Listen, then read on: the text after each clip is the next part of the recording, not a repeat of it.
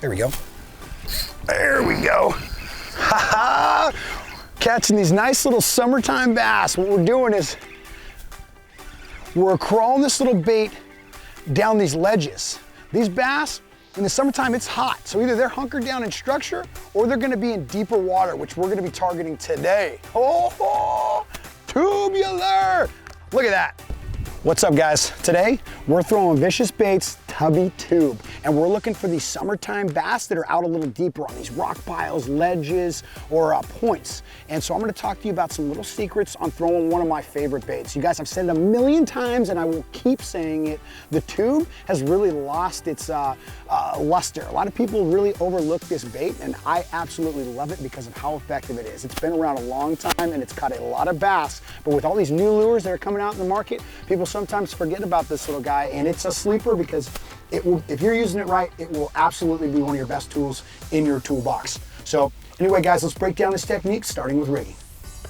There we go, I think I got one. I do have one. There we go. Nice. There we go.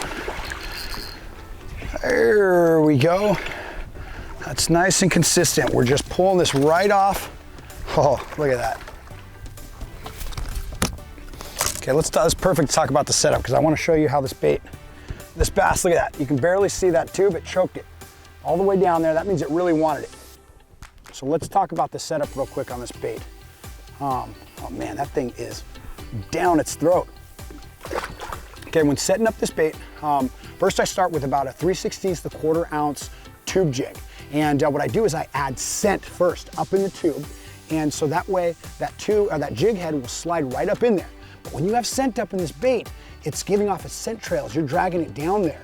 And so, so these fish, they're not actively feeding, but they're gonna smell that, they're gonna come in, and they're gonna really track this bait down. And if they nip at it at all, they're gonna really get the scent they want, and that's why they're gonna choke this bait all the way down. All right, guys, so when I'm making these long casts, the most important feature of this is usually the rod. You know, I've got 8 to 10 pound mono or fluorocarbon. I like to lean more towards a 10-pound line because you're really fishing over these rocks and stuff, so you're gonna get those frays and nicks in the line.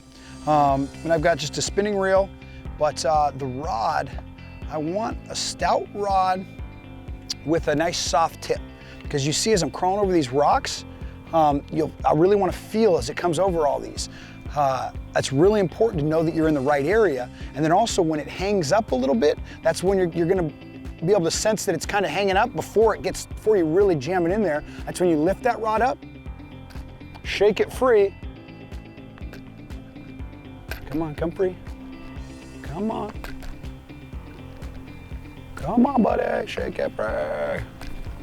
Okay, now it just came free. And this is where I should get bit.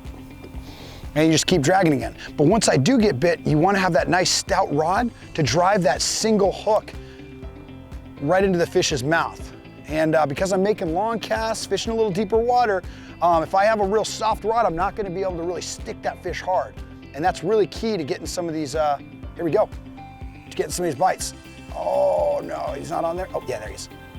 Come on, buddy, commit to it. This is why I'm glad I have the scent, because I know, there he is, that he's eventually gonna eat it. So that fish nipped at it a couple times. He's a little guy, but he nipped at it a couple times. But look, as long as he's tasting something good, he is not gonna decide not to eat this thing. And he eventually committed to it. And because we got a nice stout rod, I'm able to really get a good hook set on him. I mean, that hook penetrated into the jaw right there. That fish is going nowhere.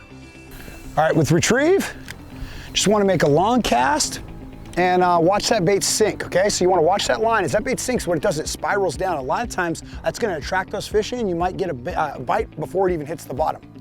But if it makes it to the bottom, you're not bit yet, I like to drop my rod tip and just make slow sweeps with the rod. I want to feel this bait banging around on the rocks down there and everything. And the idea is that this bait looks like little scurrying crawdad or some kind of little sculpin or something down there. And basically it looks like an easy meal to the bass.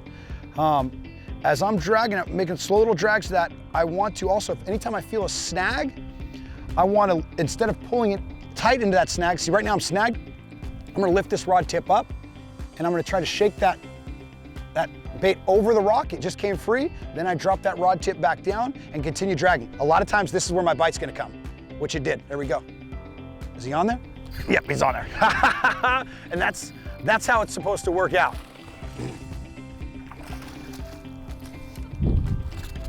And see what happened is, come on, baby. Come on, I just want to put you on YouTube. Uh-oh, uh-oh. He's making a run for it. Eventually, I'm gonna grab him.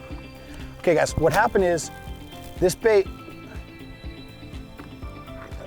okay, so what happened was, as this bait was crawling along, I snagged it, so it came underneath the rock. And so this fish was probably following along there. Now, when I lifted that up, this bait crawled up over a bigger rock, and that's gonna be that vulnerable time. That fish knows that's the opportunity for him to strike, and that's why we got that bait as it came over the other side. Or that's why we got the bite as it came over the other side.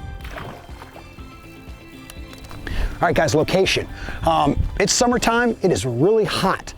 These fish are either gonna hunker down in, around structure and stuff in the shade, or they're gonna move to deeper water. The reason they're in that deeper water is because that deeper water is cooler, so they can really cool off, and they like to, they'll tend to be around rock piles, points, ledges, and that's what we're fishing right now is that, you know, they've got a nice little flat they can move up on when they want to feed that's in about 3 to 5 feet, but the majority of their time is going to be spent off the edge of this ledge right here, where it drops from about 5 feet to 13 feet. And that's where they just stack up on.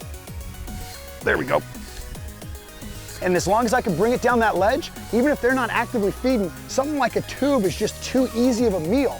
And like we talked about before, that scent that we have in there, that's just leaving that little scent trail. So as it comes by their nose, they're gonna smell something they like, they're gonna come out, maybe they're even just gonna nip at it at first, but they're gonna feel that scent, and you're gonna end up getting a bite. I mean, look at that.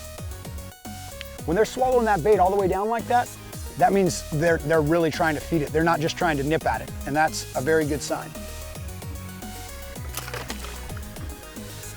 There they're going. Oh, there we go. I almost yanked the rod out of my hand. I set it, and he was ready to tug back a little bit on it. Nice. Guys, as you can see, tube fishing can get you quite a few fish. When these fish move out to these little ledges and things, sometimes they need a different bait. And when you know that you got Old Faithful, a nice little tube like this Vicious Tubby Tube, you're good to go. Guys, throw us a thumbs up, comment below, make sure you subscribe to the channel. Also, if you've got any more questions about the gear or the tackle we used in this video, check the description box below for a link. All right, guys, we've just wrapped up the video. Trevor from Vital Outdoors helped me out, and we're gonna see if we can't smash a couple more fish on these tubes. Because when these things get hot, man, you really can catch some fish. There we go. Oh, we got double? Look at that, fellas. That is what I wanted to show about the tubes, baby. Yes. Hold on to it. Let me get this fish in too, Trev. Now, Trevor, I'm not gonna let you just show me up on a double hookup, Trevor, dude. Look at that. Trev, dude. Double hookup. You guys get to be the judge, though. All right, guys, who can straight on farther? Mine's still bigger. Oh, man. Guys, if you don't believe in it now, the Vicious Tube's really putting in the work there. The Tubby Tube. Tubby Tube catches some chubby bass.